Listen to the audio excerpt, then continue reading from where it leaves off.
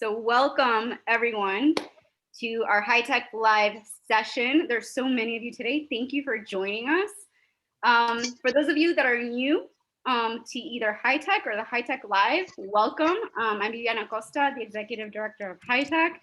And these HITEC Live sessions were, for those of you that don't know, were born from our need to continue to engage and connect with our community when the pandemic hit. And so from a negative situation, we found a silver lining here, and which was a platform to keep us connected, engaged, informed, and I think sometimes a little sane in these times of chaos that we sometimes find ourselves in. And it has been such a successful series, and we're so happy that we get to continue doing this. So with that, why don't we jump in? Today's session is called Entrepreneur Voices, Insights on the Entrepreneurial Journey.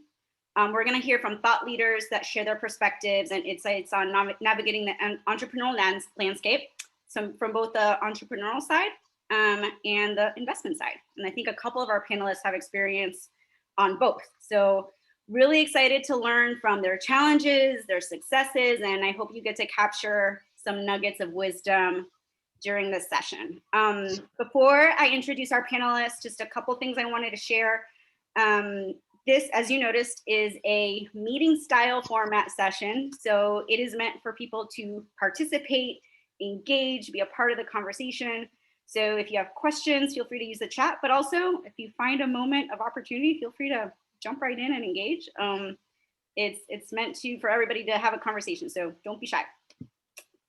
So without further ado, oh, one more thing, sorry, backing up. Speaking of engagement, after this, there will be a few minutes, 15, 20 minutes of networking if you have time or want to stay on after the session is done. So please feel free to hang back and we'll have some chit chat after the session, okay? All right, here we go. Now for real, I'm gonna introduce everybody. I'm really excited to introduce our moderator who's gonna be leading the conversation, HITEC's newest board member, Yamila Harris. She's Global Head of Support of IT Service Delivery for Munich Re, a fellow Cubana. And one of the things that Yamila is known for is that she is a zealous believer in the art of the possible. And I think that mantra represents this session perfectly because I think entrepreneurship is all about the art of the possible. So thank you, Yamila, for joining us and leading this discussion. Next up, we have also HITEC board member, Marcelo DeSantis. He is the executive advisor, digital transformation of ThoughtWorks, and also board member of Ángeles Investors, amongst many other things. Marcelo comes from Argentina. And in his spare time, you know, he climbs super big mountains and runs long distances and all that good stuff. So he's a superhero, this guy. So welcome, Marcelo. Next up, thank you, Marcelo. Next up, we have Darrell Higueros, also HITEC board member, CEO of Next Generation Inc., and also board member of Ángeles Investors. Something I just learned about Darrell today. Today he's celebrating 20-year anniversary of his business of Next Generation Inc. So congratulations. Really excited. So hope we hear a little bit about that during the session. Absolutely. Thank you. Next up, we have Delia Gutierrez McLaughlin from Mexico, President and CEO of AzTech Innovation Mexico. And something that caught my attention from Delia's LinkedIn profile is that she has on there technology maverick. I love that. And I just had flashbacks of Top Gun, so just wanted to throw that in there. And I forgot to mention, I'm so sorry, Darrell is from Guatemala. I am making sure that we are highlighting where folks are from because our community loves to represent their country of origin. So sorry about that, Darrell, my bad. And lastly, but not least, my fellow Perucho, Pedro Espinoza. He is the president and CEO of Pan Peru USA, an author, also an investor of several organizations. Not sure when you sleep, I feel like you're kind of a vampire. But welcome, Pedro. He's new to HITEC, new to the HITEC community. So welcome, thank you for joining us today. So with that, Yamila, I'm gonna turn it over to you.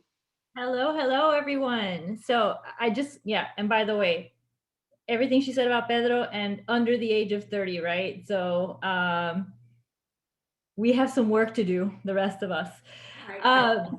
So I want to make sure that I highlight something that Viv said, and that's we want to keep this as dynamic and engaging as possible. So, I mean, I'll start the conversation, and obviously the panelists will start to chime in as well. But as you have questions, feel free to raise us as well and join in the dialogue. You can either put that in chat, raise your hand, and I'll call on you. But we're going to keep this super engaging. We have a really fun group. Very diverse in terms of, you know, experience, gender, age. And so I think it's going to be super fun. So to kick things off, I actually had a question for Darrell and Marcelo. Now, you may or may not know this, but both Darrell and Marcelo, I think that these, you know, similar to Pedro, they've had they have a lot of time on their hands. They're both HITEC board members. They're both owners, business owners. They are both on the investment side of things as well as part of Angeles Investors. So I'm just really, really curious, you know, having been entrepreneurs yourself, owning your own businesses, what prompted you to start to delve into that investor side of things? I can start. You know, I'll let Marcelo start thinking about his answers. No, so you know, as you know, Viv mentioned earlier, you know, I've been doing this for 20 years. You know, running a business and learning all the aspects of the business and the challenges. And I've always, you know, thought about what is going to be my next chapter. What do I really want to do? And Marcelo came to me one day and talked about the concept of Angeles Investors, which is something that I've always wanted to, you know, try.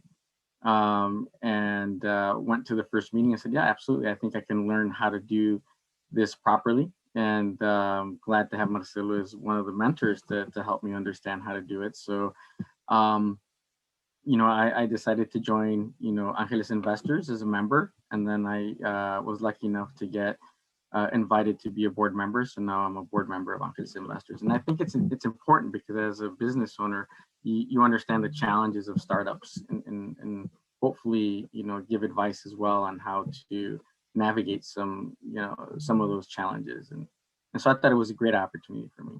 So that's one of the reasons that I got into Angeles Investors. Marcelo? Yeah, absolutely.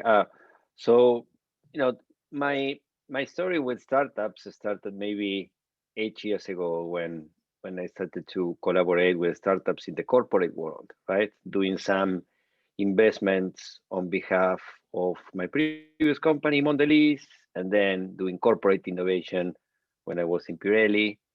And when I came back to the US, I started to be more connected. Maybe you know this incubator in Chicago called 1871, right? Many of you know it. And mentor startups, right? At that point, I think Omar was leading a large incubator that we have for Latinx owned businesses.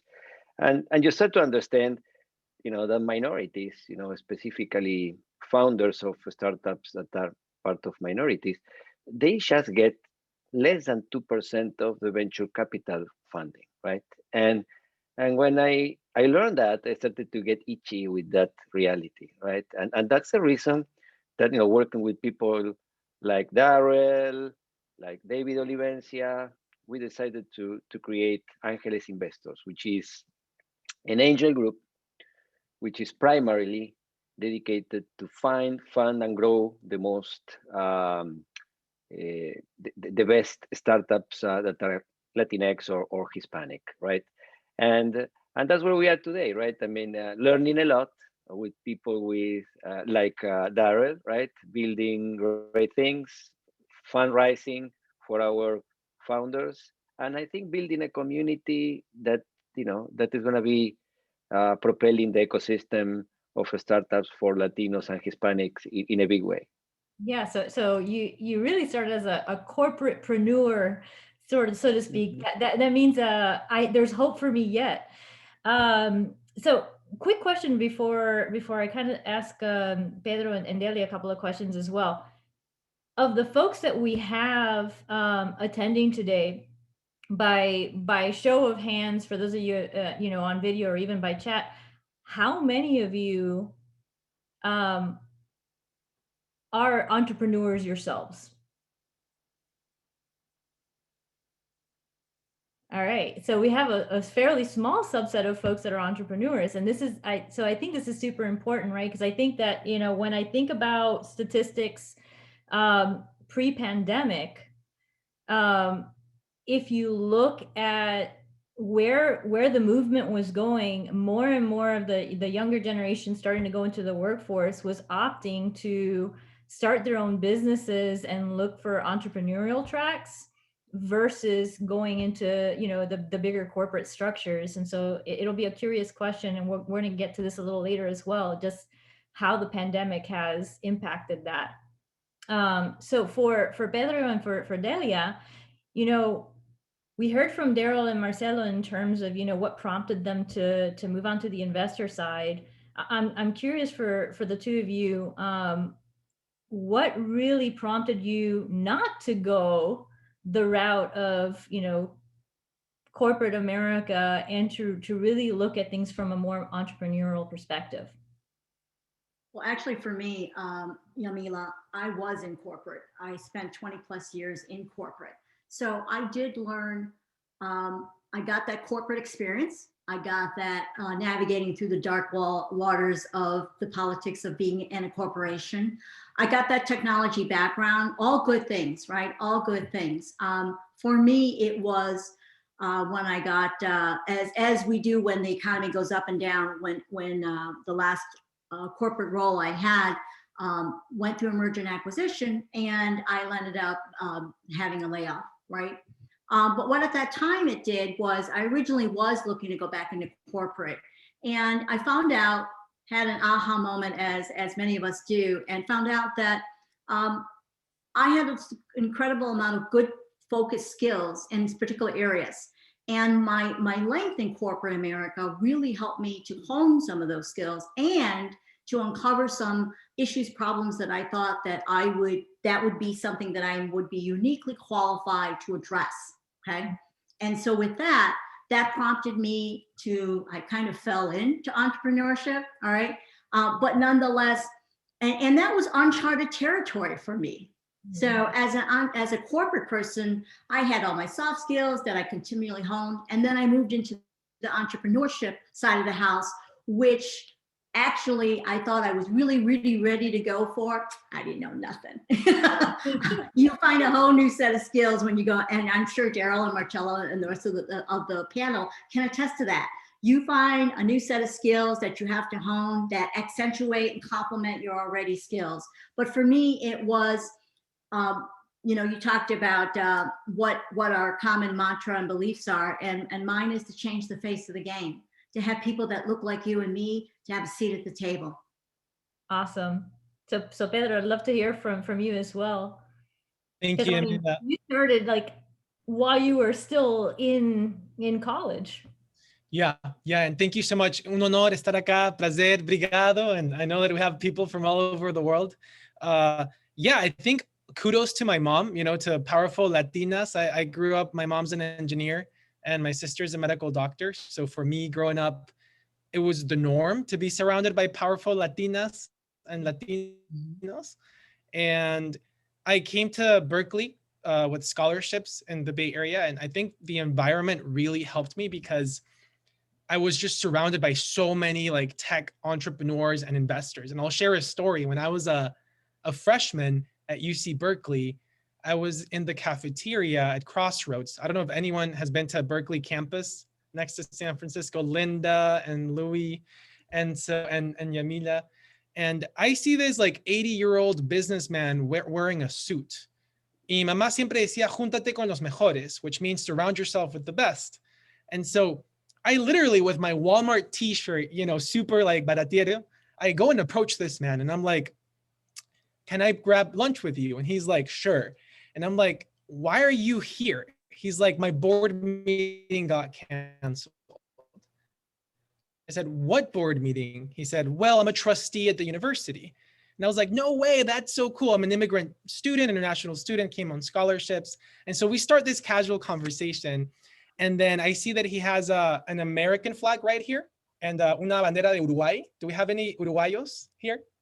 And so I tell him I'm from Peru and I've not been to Uruguay, but I've been to Argentina and Brazil, which are neighboring countries of Uruguay. And we start talking in Spanish because he used to be the US ambassador to Uruguay under President Bush. And so more and more we're clicking, right? This like 19, 18-year-old student with this 80-year-old man, Frank Baxter.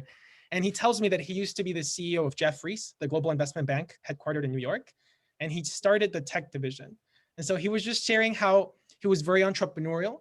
And he gave me his business card. And then every month or so, Yamila, I would give him like the Pedro newsletter with like different entrepreneurship startup ideas.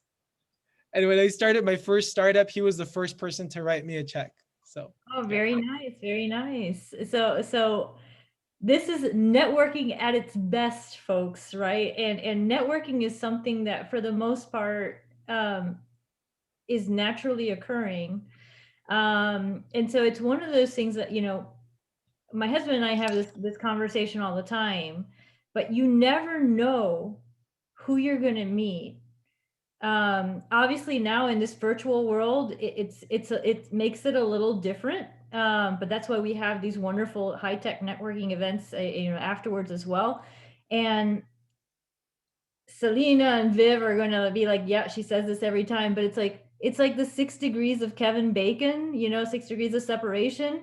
It really is incredible how connected the people that we speak to are to other people that we don't even realize it. And so, you know, make sure that we're, you know, showing respect for the people that we meet, and you never know who you're encountering along the way, and take those opportunities to network, right? And again, it doesn't have to be something forced. It can be something very, very natural. So just curious, I want to get back a little bit to the investment side. You know, obviously, Pedro, you had your first investor came from a natural networking dialogue. Benny, you put a really great post on the chat here. Would you mind sharing it with everybody? Because I want to make sure that I'd be happy to. Yeah, for Hispanic Heritage Month, I was doing a lot of research. I wanted to do something around why Hispanics matter to the U.S. economy, and I'm part of JP Morgan, you know, and specifically to the bank. And you know, Hispanics have a very high rate of small business ownership, and you know, characteristically are helping to drive the economy with jobs. Now, there's challenges that we ought to all talk about as a community, but you know, the one study that I was reading basically suggests that they don't know how to rely on the typical financial channels that are available to others, right? Especially in Silicon Valley. They rely on family funding or their own funding to try to make their businesses a go. And that limits their ability to grow their businesses. And that's something that we have an opportunity to change. We can certainly find ways to get them educated, get them connected with the folks that have the funding, you know, like Pedro, maybe it's just some networking, right? And you get somebody that gets interested in your business and helps out. So yeah, this is an incredible opportunity for us in the Hispanic community. And you know, how Hispanics go, the economy will go, frankly, because of our growth and so many other variables that I could share. Absolutely. What is it? We're in the trillions, right? So in terms of purchasing power. So for Darrell and Marcelo, what are some of the things, you know, having heard, you know, what Benny shared as well, what are some of the things that Angeles investors are doing in order to help drive more of that or lure even more of that diverse talent? Let me start with this one, Darrell. I think there are many things we do, right? First of all, we invest, as I said before, in companies that are owned by Latinos and Latinas, right? And we are growing that portfolio of investments. But most importantly, we're also growing a community of Latinx and Hispanic members that know how to invest in this asset class, right? So on one side, we're building the startup community, and on the other side, we are building the investor community. That's part of our mission, right? That how do we build the ecosystem? So we have a place, a platform in where the founders can come for help and capital, right? Because we really cut checks in Angeles investors, but also a place for people that are interested in investing in early stage startups and tech startups. They can come and find people like them, you know, where they can have a conversation, friends that might help you to understand what does it mean, what are the mechanics of investing, you feel comfortable with looking at the due diligence process, et cetera, et cetera. So that's what we do for the startup community and the investor ecosystem. Within Angeles Investors, we also have, I would say, the goal of, you know, driving diversity, specifically gender diversity, like in HITEC, you know, 50-50 at the board. We are not there yet, but I have to say that 25% of our members are female members that are investing and cutting checks for startups. Have to say that 33% more or less of our board members are also female board members, and we are looking for new board members. So if anyone is interested in the audience to become a board member of Angeles Investors, you let us know, Darrell or myself. And last but not least, the operation team is almost 50% females, young entrepreneurs or students that are looking for a career in venture capital. They're joining us to learn, and many of them are then getting a real job in a VC firm, right? In the last 6 months, 3 of our interns got jobs in venture capital, which we are extremely proud of, right? Last but not least, we invested around almost $2 million in the last 8 to 10 months, and in 8 startups. 4 of them are led by Latinas. That's incredible. So when I've been asked, do you think that females are not in entrepreneurship? I said, maybe we were lucky in Angeles Investors, but 50% of our portfolio is owned by Latinas and extremely good businesses, growing businesses. That's fantastic. You know, and interestingly enough, you know, that kind of segues nicely into, you know, this topic around pandemic, right? So I was reading a McKinsey report just about a week ago, right? And it was talking about how a lot of the steps forward that have been made in terms of, you know, women, particularly women going into IT careers, has taken a bit of a step back, and you have a lot of women that are now rethinking and essentially saying that they're coming out of the workforce. So I'm curious as if, you know, as the pandemic has kind of ensued, if any of you are starting to see that start to manifest in terms of what you're seeing come through for the investments, you know, Delia, as a woman in IT as well, curious to get your perspective on, you know, impacts of pandemic as well. So the pandemic has hit all of us, I'm sure in one way or another, right? Whether it has been a lull in economic activity, a lull in opportunity. As for your comments on the McKinsey report, I did take a topical look at that as well.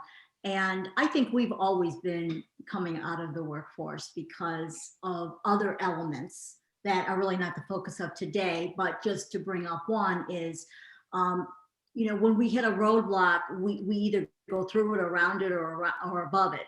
But eventually we get tired of doing that.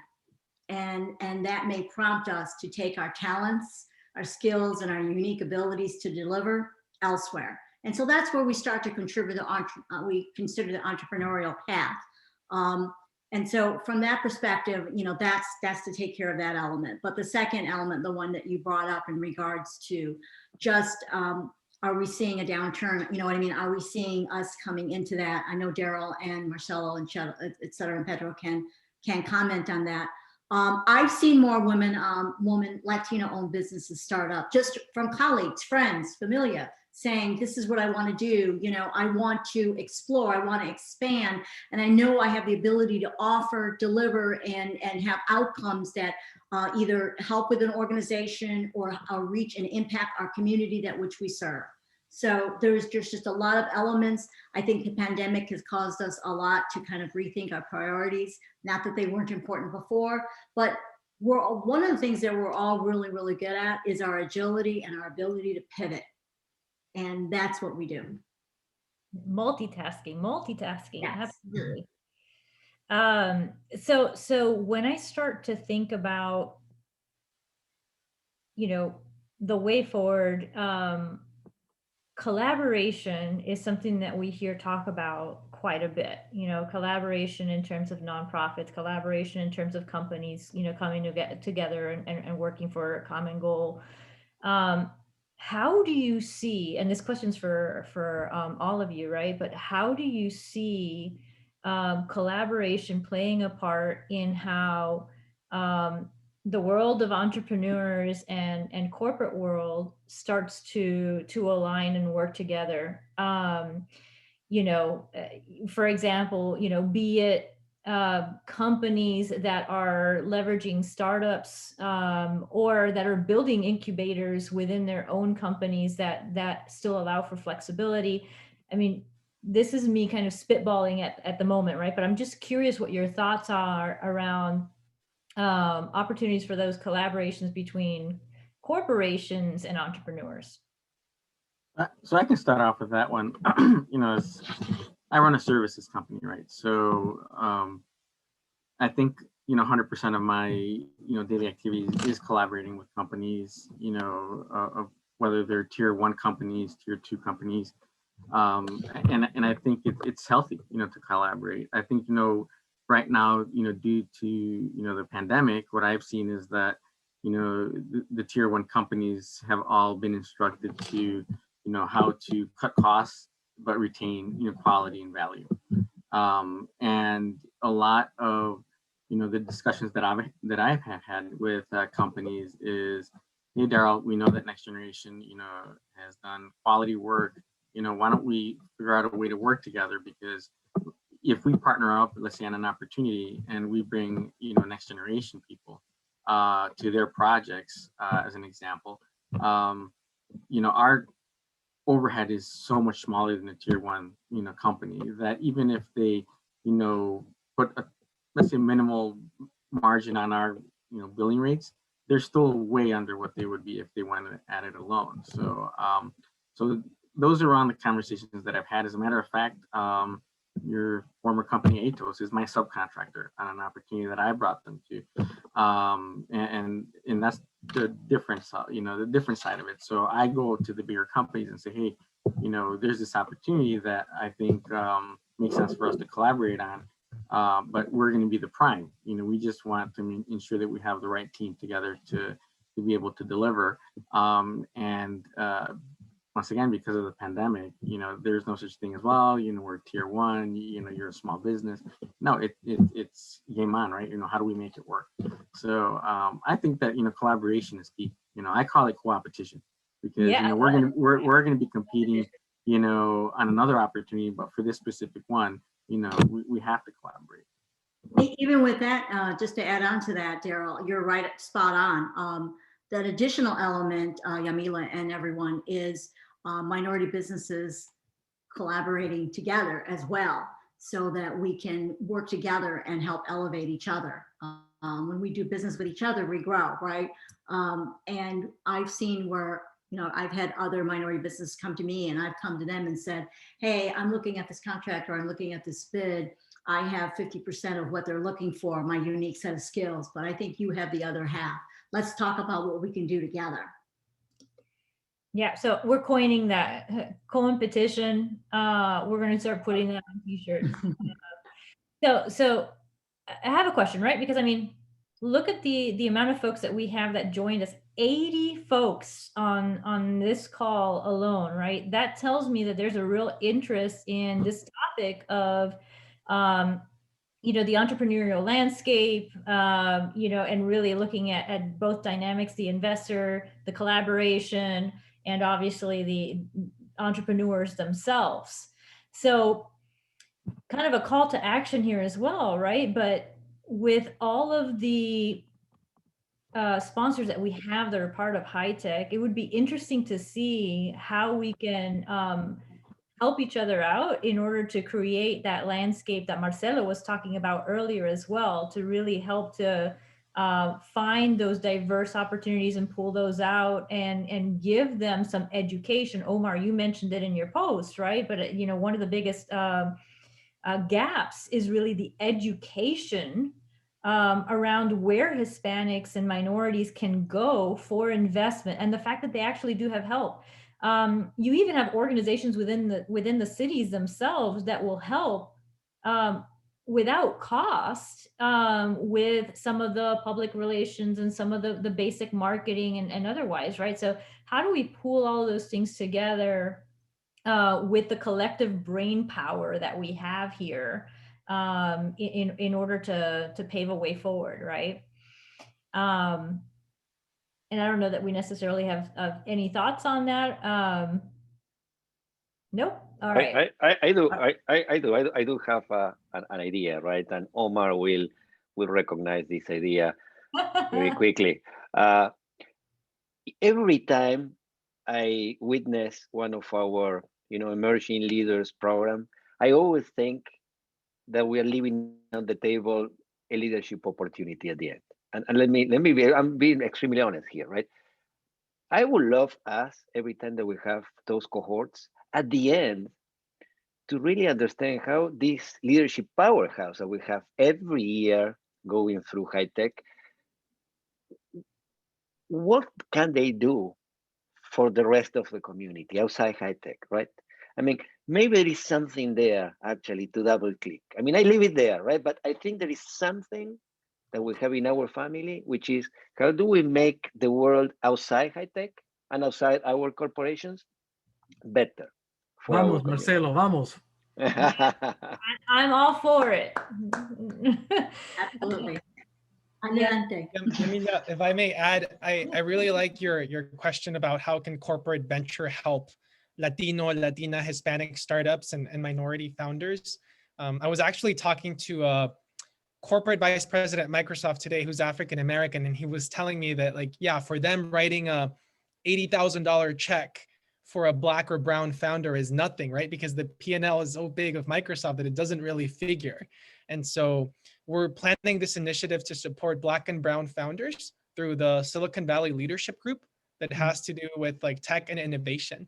But yeah, I'll leave my email here. But anyway, we're basically just closing the gap between the venture arms of Fortune 1000 companies with Black and brown founders. And a big mentor of mine and friend who's been supporting Pat Gelsinger, the new Intel CEO, he wrote the foreword of my book, and he's helping me with this. So I'm excited for this initiative. We have, as part of the HITEC Familia, several very well-known financial institutions that participate. There is no reason why we can't get representatives from these financial institutions to step up a few notches and help out. That's just on us to make it happen. Yeah, but think about what we're saying here. Just in the past couple of seconds, we've heard about these various outlets. Imagine if those outlets came together. Just think about that for a second, right? Imagine if those outlets came together, the power that would have to really elevate the Hispanic and minority communities in terms of being able to sustain their business ventures and having an opportunity to go forward, right? And no risk, no reward, right? But there has to be an outlet to be able to take that risk. Yamila, if I may ask a question, actually two questions for the panel. First, thank you. It's a great panel, and I'm a little bit behind a step before that, being an entrepreneur. So I'm just trying to get all the advantages from here. So I have two questions. questions for those entrepreneurs. It's any advice that you wish you had for your risk taker side? And the other is, what has been the best reward that you had so far for being an entrepreneur? Thank you, Lucas. You saved me a moderator question. So that's fantastic. So panelists, who wants to go first? I can start. I'll start off with your second question. What has been the reward? As you heard earlier today, we're celebrating our 20th year in business later on this evening.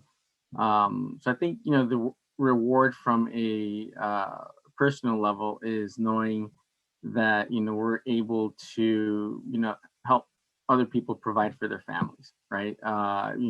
During the pandemic, I did not let anybody go. I did not reduce salaries. I kept everybody on payroll, and that as a business owner makes me feel really good, right? I did not want to do it, and it would be unfair to lay off people just for the benefit of the company. I did not take a salary for the entire year last year, just to sustain the people that we have, because if we don't have great people, we're nothing, right? So that's from the business perspective. From a personal perspective, it really allowed me to go out there and personally grow, right? I'm a shy guy, and it opened my mind to take risks, right? What's the worst people can say is no, right? And just go out there and do what I think I can do it. And it allowed me to do that, to grow personally, and also to spend a little bit more time with my family, right? Have the flexibility, to say, okay, I need to be here, for my son's event or anything for that nature. And so that's the risk factor. I mean, the reward factor is the risk, equals reward as well. Now, the first question where you said, you asked, what advice would I give, entrepreneurs? I always bring it down to three things. Be passionate about the idea of the business that you want to do. Second, have right off the bat, you need a great attorney and a great CPA, because they help you run the business as well. And as you grow, you can bring a team around you to help support that and those activities. But from the beginning, you definitely need that support ecosystem so you can go out there and start to build the business.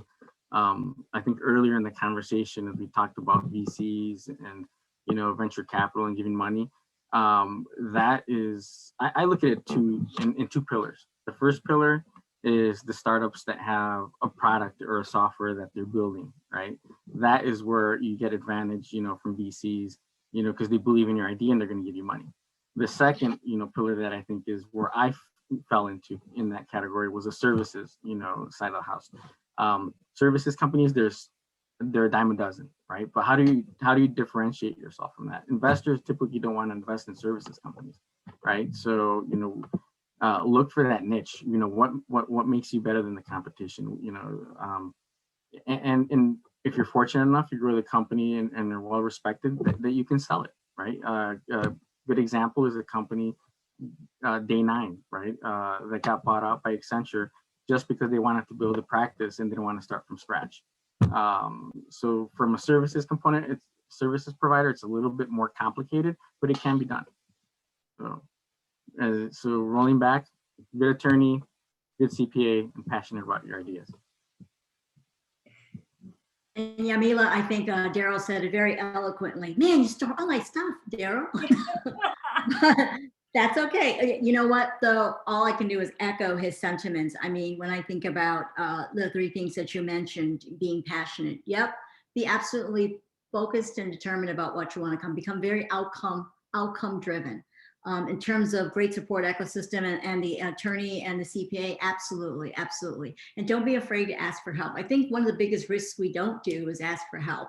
And I am no less guilty of this, but nonetheless, we evolve as we grow. And I think that it's taking those intelligent risks while you're doing things like having that good support ecosystem, having that solid CPA, your solid attorney to help you along the way. And your passion is what's going to drive you when things aren't looking rosy. And I applaud you, Darrell. I understand, this pandemic has hit us hard all year. I mean, I've had a downturn in my business significantly. However, it's given me an opportunity to reinvent myself and look at what unique skills can I bring. And as you said, Darrell, I mean, you couldn't have said it better. It's like, what do I do better than others? And where's that niche? And how can I do that as well? And you brought up an excellent point about services industries. I'm in the service industry too. I don't have a fancy little, app. I don't have, it's the services that I provide, and how am I uniquely qualified to address those? So from a risk perspective, it's taking those intelligent risks. From the reward, it absolutely is when I'm able to help an organization, whether it's for profit or non-for-profit, and that helps that organization with their goals, with their vision, with their ability to deliver. That brings utmost joy to me. And if that particular entity is looking to impact the community, because when I grow, so does my community grow. Because we typically, as Latinos, we go back to the community from which we come, and we tend to grow from there. So we want to help and impact the community that we are from, and those around us. And that is an excellent point. So hats off to you, Darrell. Couldn't have said it better. So I love the point around services. Obviously, I come from a services background as well, right? And so Yes. you think about the market, right? It's such a huge market, and I think that one of the biggest disservices that folks can do is trying to boil the ocean and be all things to all people, because there's so many slices within the market.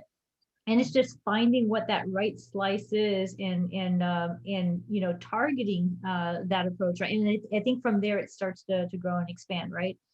So I'm curious to hear from Pedro and Marcelo as well. Kind of, what are your words of of encouragement to other entrepreneurs? Marcelo, would love to hear from you as well. So whichever you would like to go first. You want me to go first, Pedro? Okay.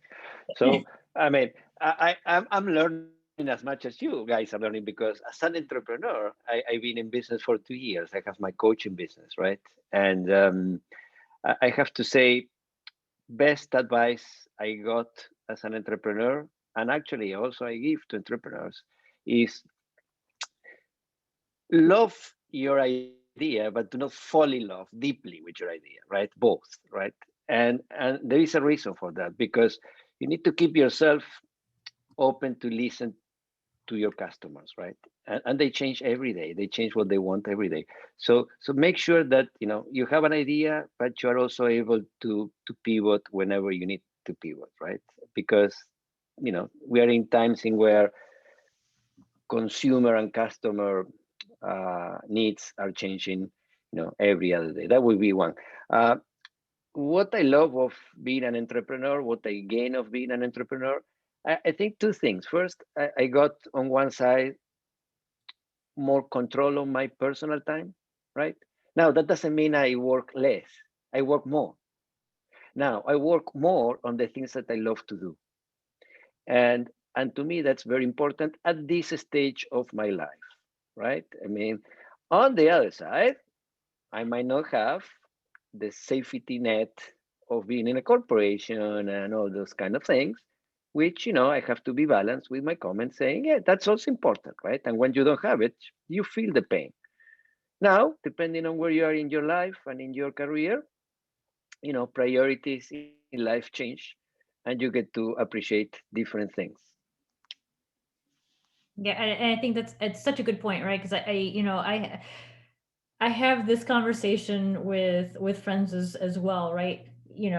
Selena and I partner, on endeavors as well, and one of the things we talk about all the time is, because obviously I'm in a corporate setting, she's not in a corporate setting, and I tell her all the time, to be an entrepreneur, you have to be some of the bravest people, and it does take courage, and it takes risk, because you're going in a lot of times without the safety net, and I think that takes a great deal of courage. And I think this now goes back to the asking for help and the education about where you can go for investment and support, right? So I think it all starts to kind of fall into place. So Pedro, your words of encouragement, your advice? Thank you. Definitely being relational over transactional has helped me a lot, and obtaining sponsors and mentors, and not hurrying up, because I feel like a lot of young people, and I consider myself young in my 20s, like we want everything quick, right? When we meet someone, we want to check. We talk to a customer, we're like, what, refer me to procurement or like to compliance and the RFP and get me the contract. But no, I've been very grateful that, for example, one of the ways I met a good mentor of mine who's a venture capitalist and like a board member, his name is Jack Fuchs. And he would tell me, like, as all of us, he's extremely busy. You know, he has like 3 Teslas, like board member of like 4 companies, but he's like, I never have time to exercise. And I was like, hey, I love to play ping pong, even though I suck. I love to play tennis or soccer or basketball or whatever. And so twice a week, I would go to his house in San Mateo and close to Stanford and play with him. And he would value that. You have no idea. And then later in our relationship with Jack, he was like, Pedro, by the way, my son is 21. He's studying computer science at WashU. He wants to intern at a video game startup. I don't play video games. I am 59. And I was like, of course, I love Age of Empires. Let me hook you up with some startup founders that are in Berkeley and Stanford, Palo Alto. And they hired him. And Jack was like, dude, I love you. Like, you're such a blessing. So like just embracing that relational mindset rather than transactional has blessed me so much. And even going deeper, like Jack is Jewish. I am not Jewish, but like we pray together whenever we eat food, and just like finding that commonality and being humans and loving each other has helped me a lot. And then later in my career, when I was asking for introductions to CEOs for my book, Jack was one of the people that introduced me to all these CEOs as well. So it's paying it forward. Yeah, and you know, I can't say enough about the human factor. I think if I could make a career speaking about that, I probably would, right? Because it really does come down to your ability to communicate and interact on a personal level with those around you. And, you know, there's probably folks on here that are thinking to themselves, oh, wow, these folks have to be, you know, they must be like major extroverts. I mean, you heard from Darrell, right? Darrell's a shy guy. He's not an extrovert. I'm not an extrovert. I'm actually a very, very, very, very big introvert. And I mean, I can share stories about taking books to social events and starting to read them in the middle of social events. So whether you're an introvert, whether you're an extrovert, whatever the case is, there's a place for you in this entrepreneurial landscape. And I think a big part of it is also just understanding that human factor.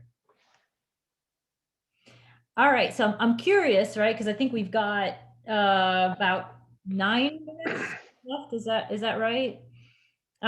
So do we have any questions from folks outside of the panel? Because I saw a couple of things that came in. I think Elisa, you mentioned that another important factor is having good partners early on.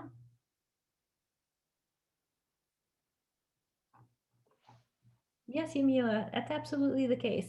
All right.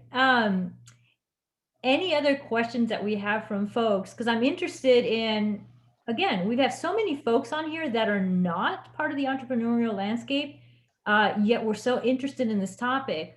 What are some of the things that drew you to this particular conversation? Hello, this is Victor Rodriguez. How you doing? Sure.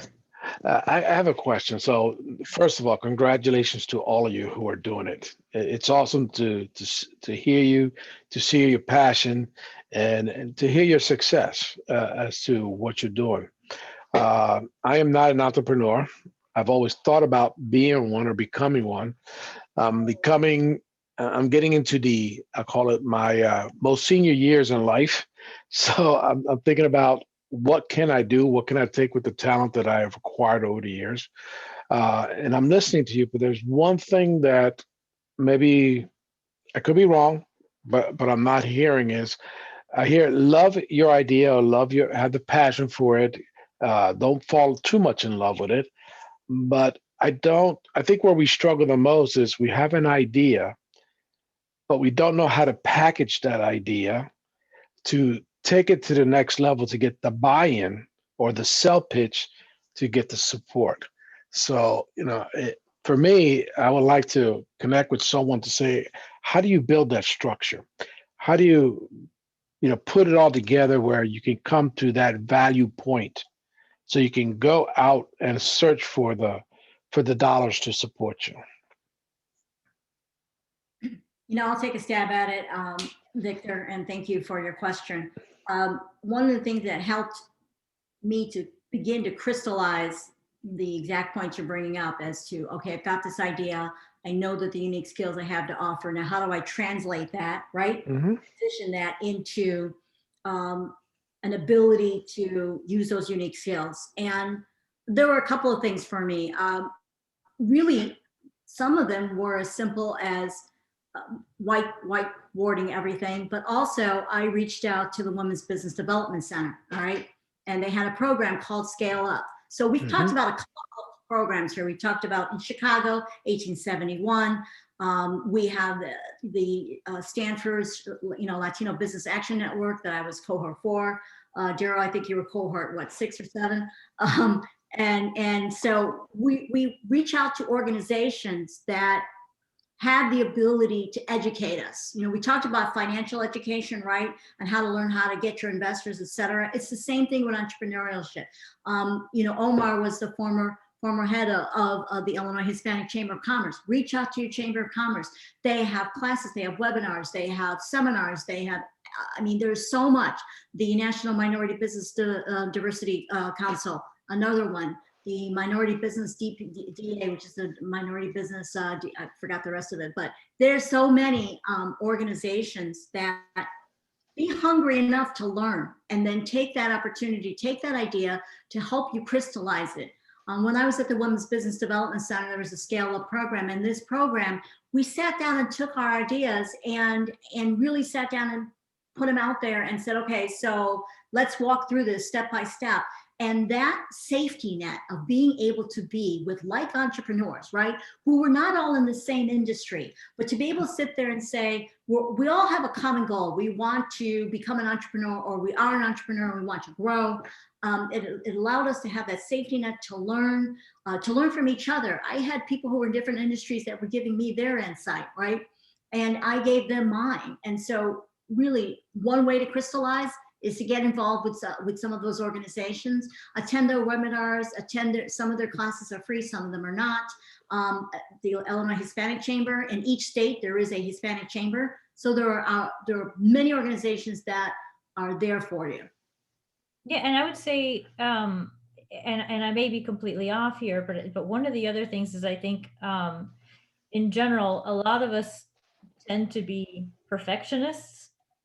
And so we focus so much on trying to get the idea so perfect and every detail so intact that we lose out in terms of some of the timing of moving forward and some of that agility. So know your strength and don't necessarily think that you have to be strong in everything else, in marketing and in all the other aspects. And so again, like Delia mentioned, these groups within each city, like Prospecta, these are groups that are there in order to very specifically help with those components of the business that may not be your strength, whether that be the financial piece of it, whether that be the marketing piece of it. So I think it does go back to some of the education piece of it. So Victor, perhaps, some of the panel members can provide you with some of the names of the groups that they mentioned that might be a good reference point. And 2, I'd probably encourage you, we're all here and the whole purpose is to network. Reach out to Darrell and Marcelo and Delia and Pedro and have some of the dialogue, maybe talk through some of those things as well, right? Because I think that you can probably just, in brainstorming, just help to move those thoughts forward a little bit as well. No worries. I got their names. So I'll be reaching out. Hey, Pedro, next time you talk to Pat, tell him an old member of his EMC family says hello. I'll tell him, Victor. He's a wonderful leader with great values. Awesome. He's awesome. We miss him. We know he's moved on to bigger and better things, but he was great. Well, Thank you very much. So guys, we are just about at time. This has been really, really good. Remember that immediately following this, we do have some time to network. So you may want to take advantage at that time as well to interact with some of the other folks across the HITEC familia, and maybe even start to do some of your brainstorming while you're networking as well. So I will hand it back over to either Viv or Omar if you want to quickly close it out. I will. Yes, but thank you again, everybody. It was super fun. And thank you to our panelists, very importantly. Thank you, Yamila. Appreciate it. Well, I also want to echo the gratitude for everyone joining us today. I think we had close to, over the course of the hour, I think close to 100 people here. So I think we're just gonna have to do this again. Apparently there's an appetite for it. So happy to do this again. I want to thank, Yamila for moderating, Darrell, Marcelo, Delia, Pedro for joining us. I think you really gave folks so much wisdom and resources to take back with them. Appreciate you offering your time and also a continuation of the conversation offline with folks. So really appreciate that. So like Yamila said, we're gonna stick around for a little bit longer here if you wanna stay. But if not, our next session is gonna take place on March 5th. We'll go back to our 2 p.m. Eastern time calendars. The session is gonna be on disruptions and transitions for end user support systems. And it's gonna be addressing how have companies pivoted to working remotely and major challenges faced in the internal end user support space. So we're gonna get to the techie side of things for this next session. So please join us. If not, for this networking hour, join us on the next session, March 5th. Thank you all for joining. Appreciate all of you. Muchas gracias from the HITEC familia. Thank you. No, gracias. Muchas gracias. Gracias. Thank you.